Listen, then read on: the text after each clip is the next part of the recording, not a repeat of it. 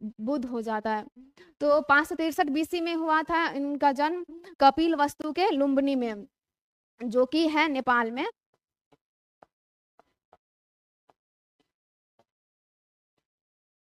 और हमारे पड़ोसी भी है।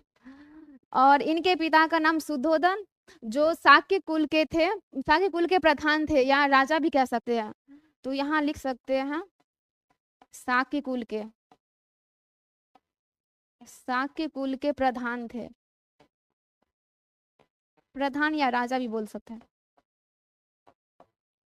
दोनों लिखते।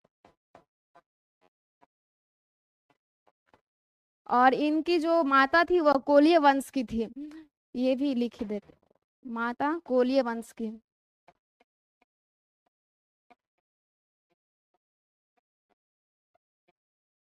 उसके बाद जब सिद्धार्थ होता है तो इनके 1 सप्ताह के बाद इनकी माता जी का देहांत हो जाता है, जिसके कारण इनका पालन पोषण इनकी मौसी या सौतेली माँ भी कह सकते हैं प्रजापति गौतमी करती है। उसके बाद जब उनके दरबार में बहुत दिन से उनका संतान नहीं हो रहा था, तब वह सिद्धार्थ के पिताजी बोलते हैं, पिताजी भविष्यवक्ता को बुलाते हैं और बोलते हैं कि ये जब मेरा बेटा आगे चलकर क्या करेगा। तो जब भविष्यवक्ता कौंडिल्य जब बोलते हैं, तब वो बोलते हैं कि आपके पुत्र या तो फकीर बनेंगे या तो राजा बनेंगे, दोनों में से कोई एक। तो सिद्धार्थ के पिताजी को चिंता हो गई कि मेरा जो वंश होगा इसको कौन संभालेगा। उसके कारण सिद्धार्थ के पिताजी ने अपने जो पूरे वंशज थे यानी सम्राट थे, सबको बोले कि कोई ऐसा व्यक्ति, मतलब कोई ऐसा पूरे समाज में ना हो कि वो देखने में लगे कि हम सबसे गरीब हैं। तो इसके कारण वह पूरे समाज में तो ये संदेश फैला दिए। फिर उसके बाद अगला सर ये वाला,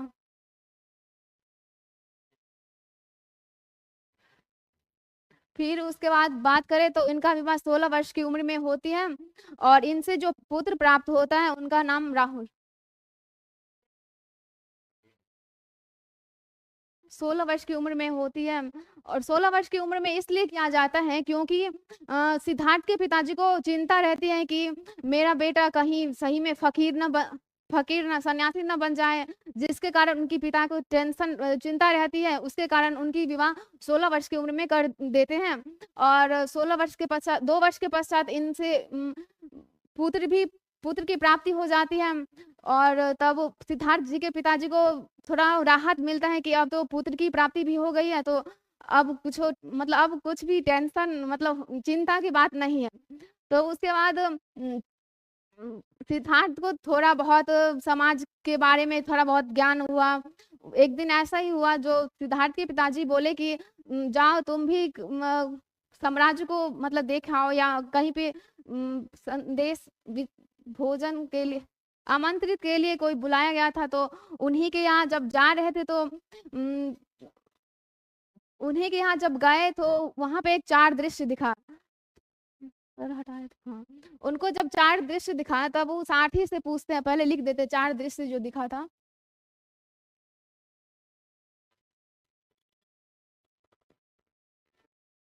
उन्हें रास्ते में 4 दृश्य दिखा था जब वह जा रहे थे अपने समाज की ओर आमंत्रित के लिए कोई। तो उन्हें 4 दृश्य दिखता है। पहले रोगी व्यक्ति,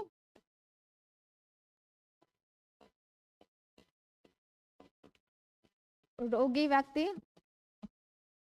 ओ सॉरी रोगी व्यक्ति।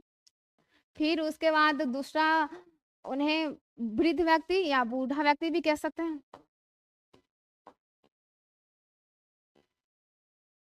बूढ़ा व्यक्ति। और एक दिखता है मृत व्यक्ति। और चौथा सन्यासी व्यक्ति। तब जब सिद्धार्थ को 4 दृश्य पहले दिखता है रोगी व्यक्ति, तो वह सारथी से पूछते हैं कि सारथी ये कौन है। तो सारथी बोलते हैं कि ये है रोगी व्यक्ति, यानी जब वो व्यक्ति तब सिद्धार्थ बोलता है कि ये मतलब मेरे साथ भी ऐसा होगा, हम भी ऐसा एक दिन हो जाएंगे। तो सारथी बोलते हैं कि हाँ, ये इंसान अपने स्थिति के अनुसार, इसमें परिवर्तन के अनुसार एक दिन उन्हें उन्हें रोग मतलब वो बीमारी से ग्रस्त होंगे ही। फिर आगे जाकर के देखते हैं बूढ़ा व्यक्ति जो डंडा लेकर के जा रहे थे झुक करके, तो सिद्धार्थ हाँ, सिद्धार्थ पूछते हैं सारथी से ये कौन है? तो सारथी जवाब देते हैं कि ये बूढ़ा व्यक्ति है। जब हम लोग अपने जीवन अवस्था के अनुसार एक दिन मेरा भी ऐसा ही मतलब हो जाएगा, अंतिम अवस्था हो जाएगा। फिर उसके बाद न, आगे जाकर के ये मृत व्यक्ति फिर से सारथी से ऐसे ही पूछते हैं कि ये कौन है? तो बोलते हैं कि जब हम लोग का ऐसे ही सर्कल होता है, एक दिन ऐसे ही हम लोग भी मर जाएंगे। फिर सारथी को सिद्धार्थ को ये सब सुनने के बाद सिद्धार्थ को लगा कि हम लोग भी एक दिन रोगी हो जाएंगे, बूढ़ा हो जाएंगे, फिर उसके बाद हम लोग भी मर जाएंगे। फिर आगे जाकर के एक व्यक्ति को देखते हैं, जिस सन्यासी व्यक्ति को। तब सारथी पूछते हैं कि ये कौन है? तो सिद्धार्थ जवाब दे नहीं, सिद्धार्थ पूछते हैं सारथी से ये कौन है? तो सारथी बोलते हैं ये सन्यासी व्यक्ति है जो अपने ही मगन में है, ना उसे घर से कुछ रिश्ता मोह माया है, दुनिया से कोई मोह माया नहीं है, वह अपने ही मन में बिंदास है। तो सिद्धार्थ बोले कि हमको यही चुनना है, हमको यही पसंद है। तो उसके बाद वह जब घर लौटते हैं उसी दिन, तो उसी रात में उन्हें सोच में असमंजस में पड़ जाते हैं कि मेरा भी एक दिन ऐसा वक्त आ जाएगा जिसमें हम मर जाएंगे। इससे अच्छा वो सन्यासी व्यक्ति को चुनते हैं और उसी दिन वह घर छोड़ देते हैं। हाँ, तो वह 35 वर्ष की कहाँ था वह 29 वर्ष की अवस्था, हाँ हाँ यही 29 वर्ष की अवस्था में घर को त्याग देते हैं, जिसे बौद्ध धर्म में महाभिनिष्क्रमण कहा जाता है। फिर उसके बाद जब वो घर को त्याग देते हैं तो वो 2 गुरुओं के संपर्क में जाते हैं, एक अलार कलाम और दूसरा रामपुत्र। तो सिद्धार्थ को जो ज्ञान की प्राप्ति था, उन्हें ज्ञान की प्राप्ति इन दोनों गुरुओं से नहीं मिल पाती है, जिसके कारण वह बोध गया में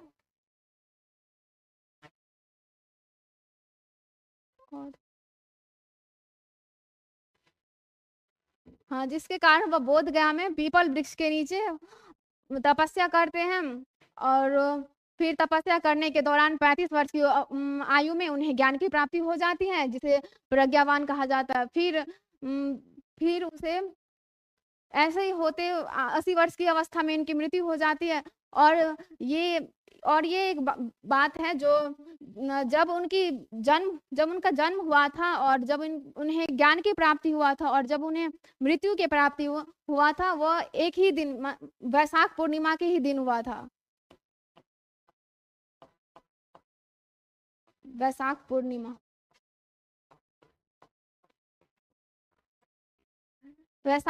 के ही दिन हुआ था। फिर उसके बाद 413 क्या वैशाख पूर्णिमा के दिन इनका जन्म हुआ था। फिर उसके बाद इन्हें ज्ञान की प्राप्ति भी वैशाख पूर्णिमा के दिन हुआ और मृत्यु भी, ज्ञान की प्राप्ति भी और मृत्यु भी। फिर उसके बाद 483 BC में इनकी मृत्यु हो जाती है। मृत्यु को बौद्ध धर्म में महापरिनिर्वाण कहा जाता है।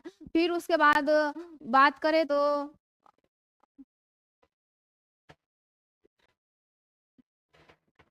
रोगी व्यक्ति हो गया। फिर उसके बाद बात करें तो इनके 8 सिद्धांत थे, जिसमें सम्यक दृष्टि, सम्यक ज्ञान, सम्यक संकल्प, सम्यक समाधि, सम्यक स्मृति, सम्यक ज्ञान, सम्यक आजीवक, ये सब आते हैं 8 को, जिसमें बताते हैं कि हमें सही देखना चाहिए, सही रास्ते पे चलना चाहिए, सही ज्ञान होना चाहिए, हम सही कर्म करें और और सही से मृत्यु की भी प्राप्ति हो।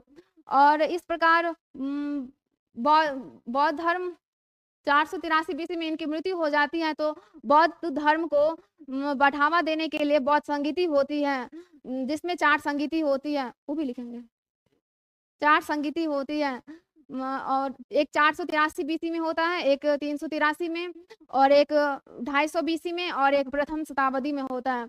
इसी प्रकार इसमें उसके अध्यक्ष भी होते हैं, शासक भी होते हैं, और ये कहाँ हुआ था स्थान, ये सब भी होता है।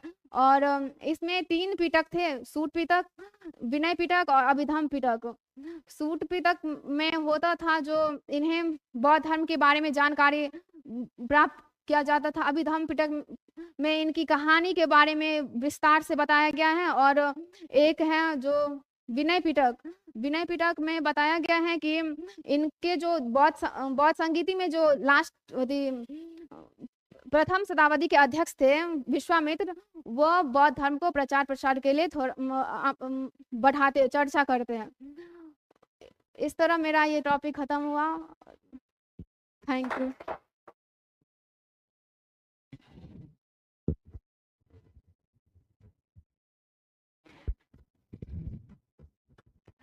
नमस्कार दोस्तों, मेरा नाम प्रीति है और मैं पटना जिले की निवासी हूँ और मैं इस संस्थान की फाउंडेशन बैच की छात्रा हूँ। तो आज का मेरा टॉपिक है मगध साम्राज्य। तो आज हम जानेंगे कि मगध साम्राज्य क्या था और इसका विस्तार किस किस राजाओं ने किया। तो पहले हम जानेंगे कि साम्राज्य का अर्थ क्या होता है। साम्राज्य हम उसे कहते हैं जिसने सभी छोटे छोटे राज्यों को अपने राज्य में शामिल कर लिया हो, और इस साम्राज्य का मगध साम्राज्य इसलिए नाम पड़ा क्योंकि इसमें सभी शासक जो थे वो सभी मगध से नाता रखते थे, इसलिए इन्हें मगध साम्राज्य कहा गया। तो हम जानते हैं मगध साम्राज्य के बारे में।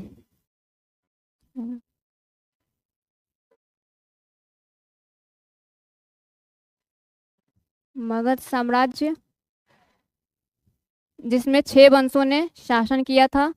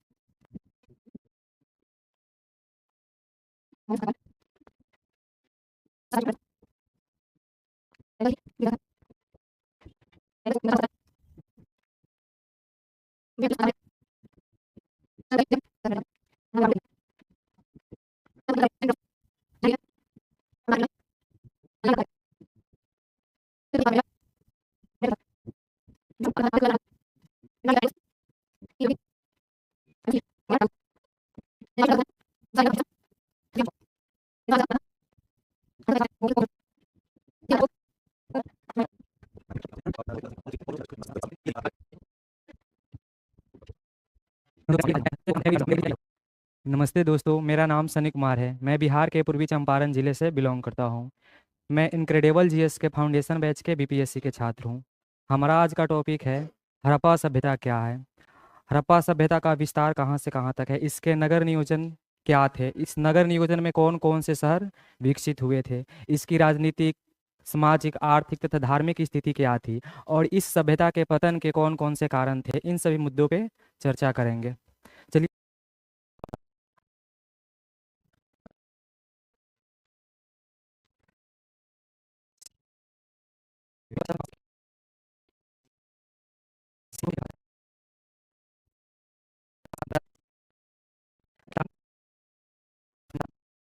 से पीछे होगा इससे।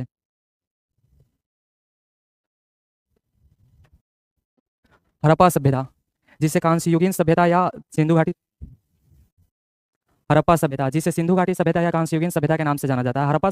सिंधु घाटी सभ्यता कहने का तात्पर्य इस सभ्यता के जो भी प्रमुख शहर थे, जैसे मोहनजोदड़ो हुआ, हड़प्पा हुआ, कालीबंगा हुआ, रोजदी हुआ और दैमाबाद, जो सिंधु घाटी सभ्यता सिंधु नदी के तट पर बसा हुआ था। और इस सभ्यता को कांस्ययुगीन सभ्यता इसलिए कहा जाता है कि इस सभ्यता में जो भी बर्तन उपयोग करने वाले होते थे, जो जैसे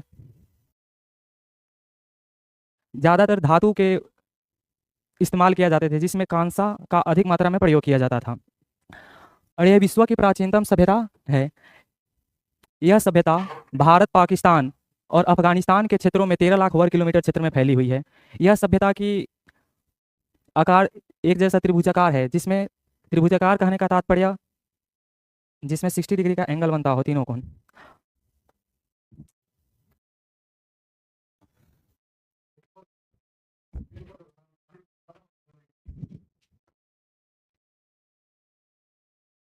त्रिभुजाकार सभ्यता है। यह विश्व की सबसे बड़ी सभ्यता है। आगे कौन सा बढ़ेगा सर? इससे कहाँ बढ़ा है? इससे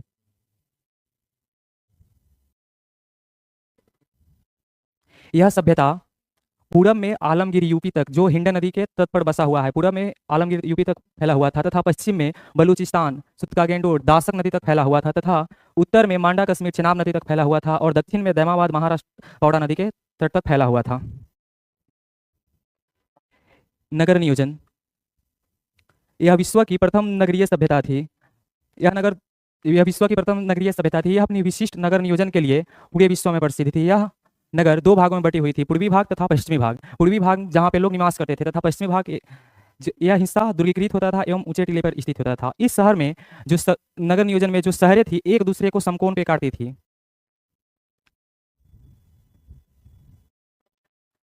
इस नगर नियोजन में घरों के दरवाजे जो मुख्य मार्ग पर नहीं खुलते थे, बट जो एक लोथल इस सभ्यता के शहर है, वहाँ पे घरों के दरवाजा मुख्य मार्ग पर खुलते थे। लोथल गुजरात में पड़ता है, भोगवा नदी के तट पे।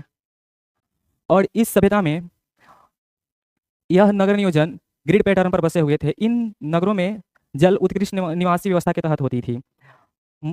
मुख्य मार्ग पर नदियों के साफ करने के लिए मेन हॉल होता था, और नालियों को पक्की ईंटों से ढका जाता था, जो ईंटा का आकार था 4x2x1। इस सभ्यता के प्रमुख शहर थे हड़प्पा, मोहनजोदड़ो, कालीबंगा, धौलावीरा, चाहुंद्रो, सुरकोटदा, कुणाल, दैमाबाद, उसके बाद रोपर, उसके बाद रोजदी। और इन सभी शहरों के बारे में थोड़ा बहुत चर्चा करेंगे। हड़प्पा का अगर बात किया जाए तो यह सभ्यता रावी नदी के तट पे बसा हुआ था। अभी वो स्थिति इसकी थी पाकिस्तान के पंजाब प्रांत में यह बसा हुआ, लेकिन वर्तमान में अभी पाकिस्तान के साहिवाल जिले में स्थित है। इसके उत्खननकर्ता थे दयाराम सतनी। जब यहाँ से उत्खनन किया गया तो अनेक चीज़ों का साक्ष्य मिला, जैसे R37 कब्रिस्तान, विदेशी गाड़ी, इक्का गाड़ी, सिंगार पेटी, स्वास्तिक का निशान। नदी के तट पर 12 अन्नागार मिला गया, जो 2 लाइनों में बनी हुई थी। यहाँ से श्रमिक आवास भी मिलते हैं एवं अनाज साफ करने का चबूतरा भी मिलता है। मोहनजोदड़ो जो वर्तमान में पाकिस्तान के जो सिंधु पीओके में स्थित था। इसके उत्खननकर्ता थे राखलदास बनर्जी। मोहनजोदड़ो का शाब्दिक अर्थ होता है सिंधी भाषा में मृतकों का टीला। यहाँ इसके उत्खननकर्ता थे राखलदास बनर्जी। जब उन्होंने उत्खनन किया तो यहाँ से अनेक चीज़ों का साक्ष्य मिला, जैसे विशाल स्नानागार, हाथी का कपाल खंड, महाविद्यालय के साक्ष्य। यहाँ से पुरोहित राजा की मूर्ति मिली, जो ध्यान की अवस्था में है। इसने शॉल ओढ़ रखी थी, जिस पर कसीदाकारी का कार्य किया गया है। यहाँ से मेसोपोटामिया के मोहर भी मिलती है। और धौलावीरा जो गुजरात में पड़ता है, इसके उत्खननकर्ता थे रविंद्र सिंह बिष्ट। यह शहर कोई नदी के किनारे बसा हुआ नहीं था। यह शहर 3 भागों में बटी हुई थी, पूर्व, मध्य तथा पश्चिम। यहाँ से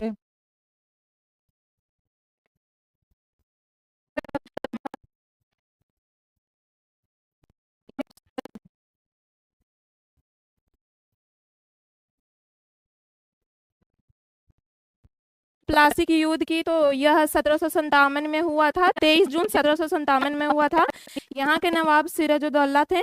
यहाँ युद्ध का कारण यह था कि जो अंग्रेज थे वह बंगाल में व्यापार की अनुमति सिराजुद्दौला से लेना चाहते थे, लेकिन सिराजुद्दौला ने उन्हें व्यापार करने से उन्हें रोक दिया, जिसके कारण उन दोनों में मतभेद हुई और सिराजुद्दौला और अंग्रेजों के सेनापति रॉबर्ट क्लाइव ने अपने सैनिकों के साथ मिलकर सिराजुद्दौला के सैनिकों पर हमला कर दिया।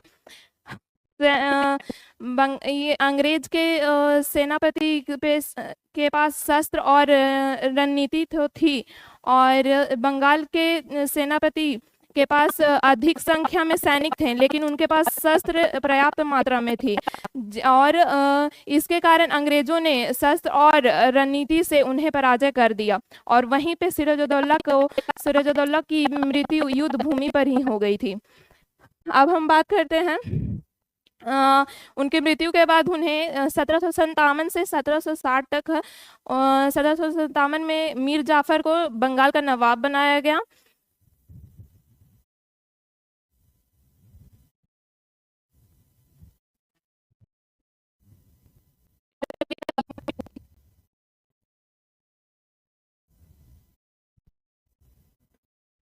वही सही और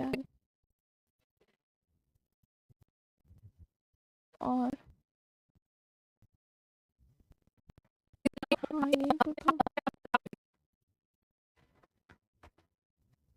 सिराजुद्दौला के पास सैनिक अधिक थे, ये वाला तो हो गया।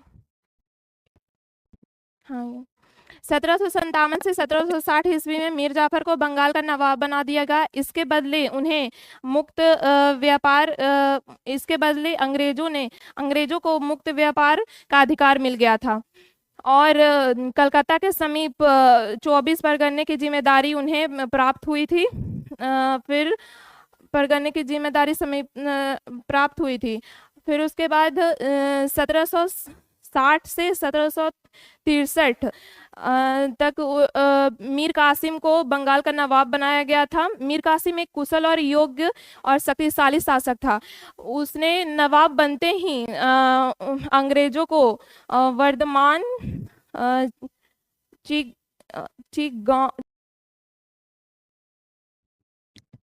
बंगाल विभाजन का मुख्य उद्देश्य था राष्ट्रीय आंदोलन को कमजोर करना और हिंदू मुस्लिमों को बीच जो है वो फूट डालना और विभाजन करना और प्रशासनिक सुविधा को लेकर बंगाल को विभाजन करना।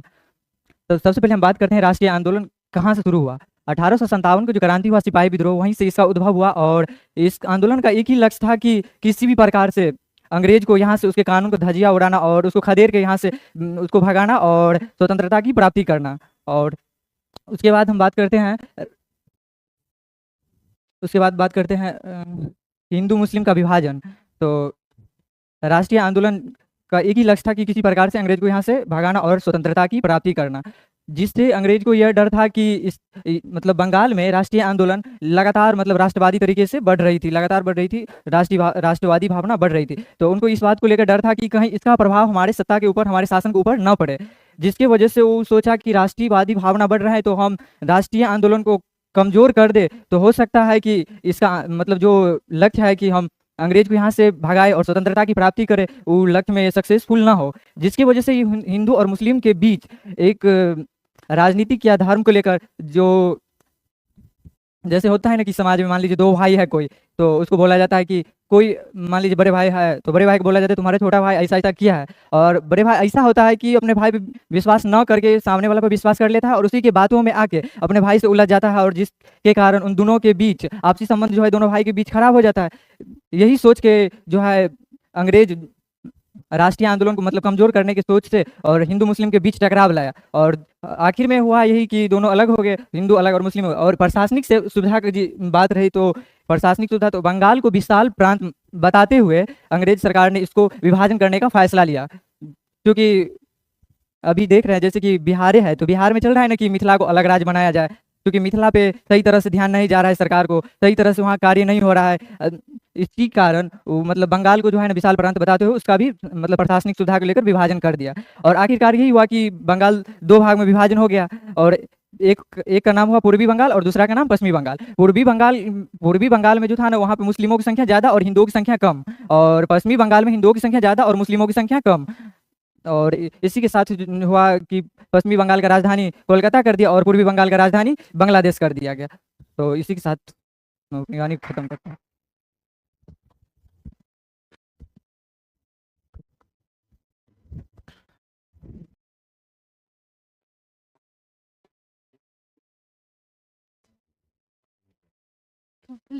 लिखने के साथ तैयारी किया है।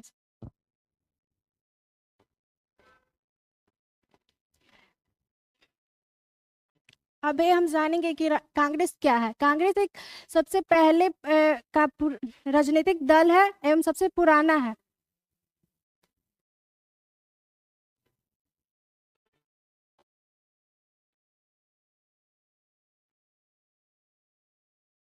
राजनीतिक दल है। इसकी स्थापना 28 दिसंबर 1885 में ए ओ ह्यूम के द्वारा की गई थी। जी सर।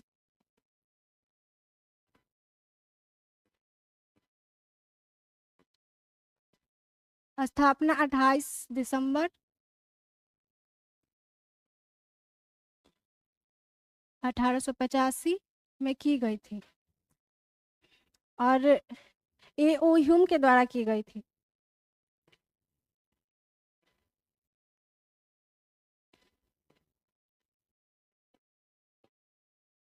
ए ओ ह्यूम एक ब्रिटिश अधिकारी थे। कांग्रेस का पहला नाम भारतीय राष्ट्रीय संघ था, जो एस.एन. बनर्जी ने रखा था।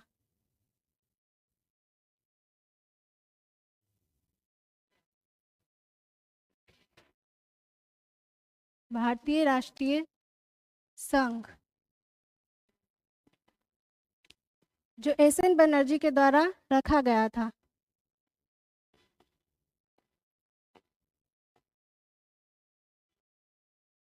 एस.एन. बनर्जी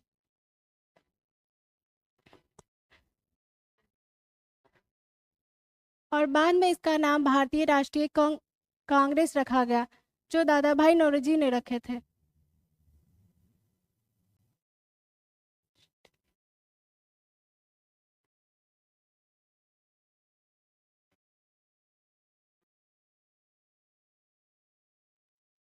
दादा भाई नौरोजी के द्वारा रखा गया था।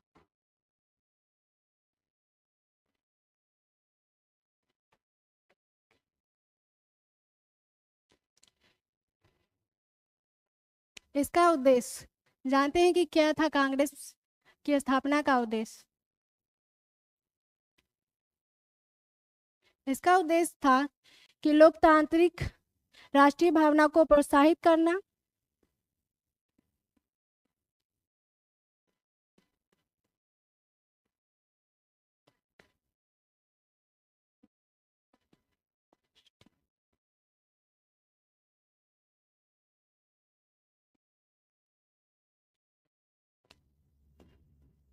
भावना को प्रोत्साहित करना।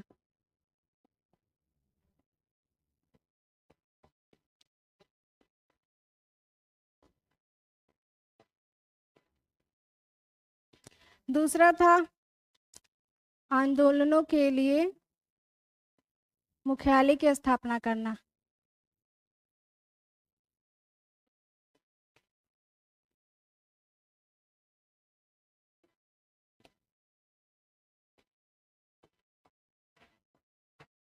मुख्यालय की स्थापना करना।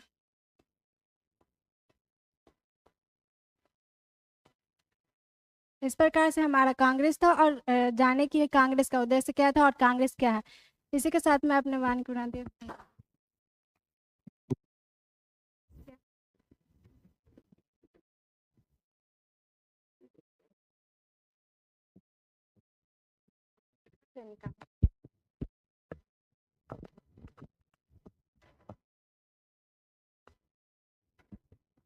थैंक यू अनुषा, बहुत सुंदर। अच्छा फील हुआ ना? अच्छा लगा ना? अब कौन बचे हुए हैं?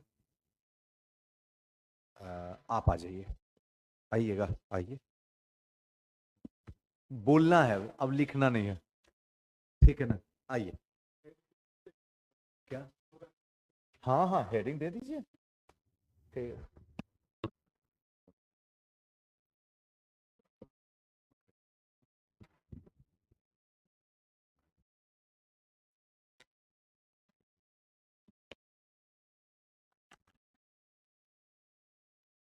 नमस्ते सर, नमस्ते दोस्तों। आज हमारा टॉपिक रहेगा भारत छोड़ो आंदोलन। आइए थोड़ा भारत छोड़ो आंदोलन के बारे में चर्चा करेंगे। यह 8 अगस्त 1942 को, इसे अगस्त क्रांति के नाम से भी जाना जाता है, 8 अगस्त 1942 को गांधी जी के नेतृत्व में शुरू हुआ था, जिसका मुख्य उद्देश्य था भारत से ब्रिटिश शासन को समाप्त करना।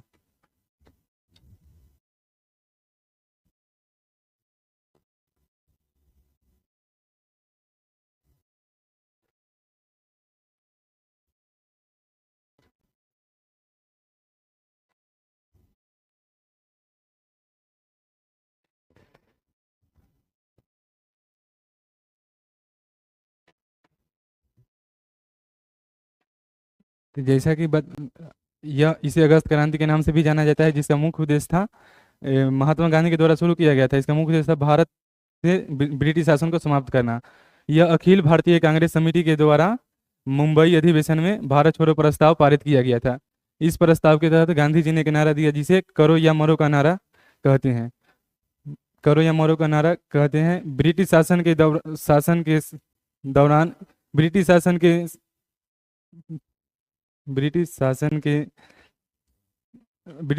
के दौरान इसे संघर्षों के हौसला बढ़ा।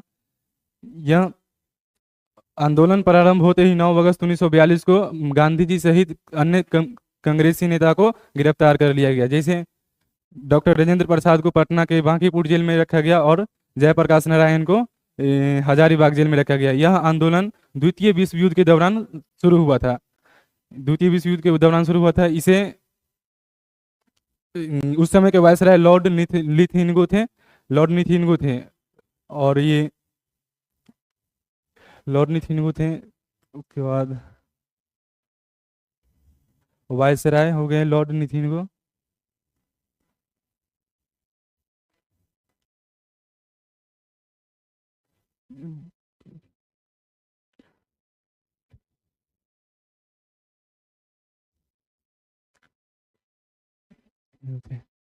इस आंदोलन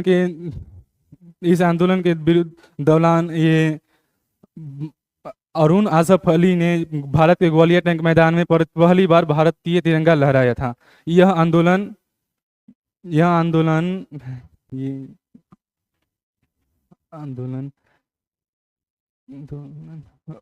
तिरंगा लहराया था। यह आंदोलन इस टॉपिक के बारे में इतना ही। जी सर।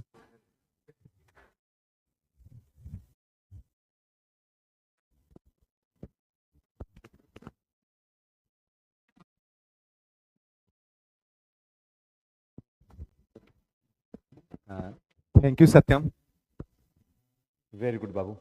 देखो, हम तो चाहेंगे बेस्ट हो।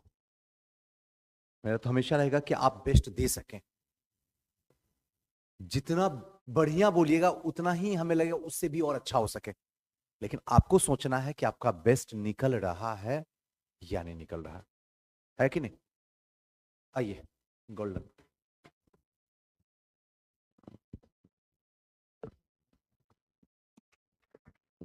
ताली हो जाए एक बार। तो समझाइए दीप्ति। लेकिन नाम लिख देता हूं एक बार, तो पता चलेगा। जैसा कि दोस्तों, मेरा नाम गुलशन कुमार बा, मेरा घर अगजीबा, मैं सहरसा डिस्ट्रिक्ट से बिलोंग करता हूं। आज मैं 3 टॉपिक पर बात करने का कोशिश करूंगा। सबसे पहले भारतीय राष्ट्रीय कांग्रेस की स्थापना के बारे में, उसके बाद बंगाल का विभाजन और क्रांतिकारी का प्रथम चरण और दूसरा चरण, और विदेश में हुए आक्रमण के बारे में बोलेंगे। भारतीय राष्ट्रीय कांग्रेस की स्थापना क्यों हुआ? हुआ इसलिए क्योंकि अंग्रेज अपनी सुरक्षा बल के लिए किया। जिस तरह एक बेटा को पिता की जरूरत होती है, उसी तरह अंग्रेज को एक संगठन की आवश्यकता था, जिस वजह से अंग्रेज ने इस भारतीय राष्ट्रीय कांग्रेस की स्थापना किया।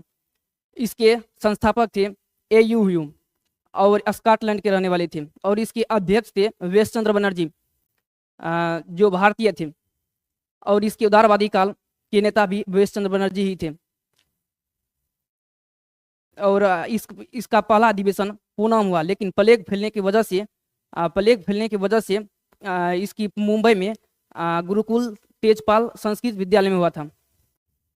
और इसी समय बंगाल विभाजन हुआ था, जिस तरह इसी वजह से पूरे भारत में खलबली मच गया, जिसे इसी समय गरम दल और नरम दल में विभाजन हो गया था। और इसके कुछ प्रमुख नेता थे। अरविंद घोष का कहना था कि कांग्रेस भीख मांगने वाली संस्था है। महात्मा गांधी का कहना था कि भारतीय राष्ट्रीय कांग्रेस को समाप्त कर देना चाहिए। और इस समय के वायसराय थे लॉर्ड डफरिन। इसका कहना था कि एक सूक्ष्म अल्पसंख्यकों का संगठन है। बंगाल का विभाजन 1905 ईस्वी में लॉर्ड कर्जन के समय हुआ था। इसके समय इसने पश्चिम बंगाल में मुस्लिम को अधिकतम जनसंख्या कर दिया और हिंदू को एक साइड कर दिया, और दोनों गुटों में लड़ने का काम करता था। इसी वजह से बहिष्कार आंदोलन प्रारंभ हुआ। बहिष्कार आंदोलन का नेता वेश चंद्र बनर्जी थे और रविंद्रनाथ टैगोर थे। और इसी के खिलाफ में कपड़ा जलाना शुरू कर दिया, विद्यालय छोड़ दिया। कपड़ा जलाने पर रविंद्रनाथ टैगोर ने इसे अपराध घोषित किया। लॉर्ड कर्जन को औरंगजेब का दर्जा गोपाल कृष्ण गोखले ने दिया। अब क्रांतिकारी का प्रथम चरण मुंबई से शुरू हुआ था, जो बाल गंगाधर तिलक जी ने किया था। यह क्रांतिकारी युवा को एकजुट करने के लिए किया था। इसकी शुरुआत महाराष्ट्र से हुआ था। गणपति महोत्सव और शिवाजी महोत्सव। गणपति महोत्सव 1893 में हुआ था और शिवाजी महोत्सव 1895 में हुआ था। इसमें 4 उद्देश्य दिया गया था। पहला उद्देश्य था व्यायाम मंडल। लिख पाएंगे हम नहीं लिख पाएंगे प्रयास।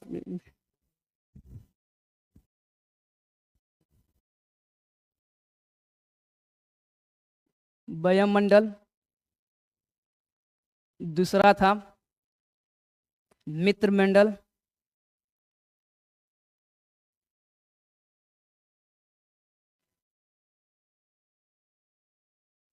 तीसरा था अनुशीलन समिति। अनुशीलन।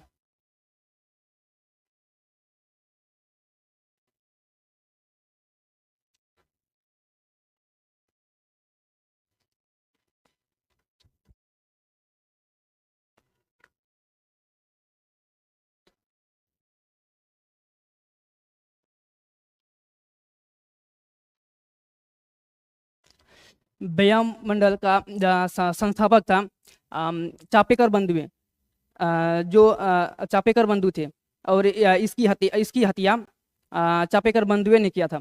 और उसके बाद मित्र मंडल का दामोदर सावरकर थे इसके जनक, इसने मजिस्ट्रेट को मार दिया था। अनुशीलन समिति के संस्थापक थे प्रेमनाथ ढींगरा। इसमें प्रफुल्ल चाकी और खुदीराम बोस किंग फोर्ड्स का गाड़ी पर बम फेंक दिया। बम फेंकने की वजह से उसकी पत्नी मारे गए और इसी वजह से खुदीराम बोस को फांसी दे दिया गया और प्रफुल्ल चाकी अपने डर से फांसी लगाकर हत्या कर लिया। ठीक। इसके बाद है कि क्रांतिकारी का दूसरा चरण सबसे पहले सचिन सन्याल ने किया था, और इसने हिंदुस्तान रिपब्लिक एसोसिएशन की स्थापना किया था। और इसके सदस्य थे काकोरी षड्यंत्र के सदस्य थे। इसने लखनऊ से आ रहा ट्रेन को लूट लिया, जिस वजह इसमें कई लोग थे। सबसे पहले बहुत सारे लोग थे। सबसे पहले उस्फा खनुल्ला था, और उसके बाद राजेंद्र नगर बिस्मल थे, और चंद्रशेखर आजाद बोस थे। जिसमें फांसी लगने वाला प्रथम मुस्लिम था उस्फा खान उल्ला।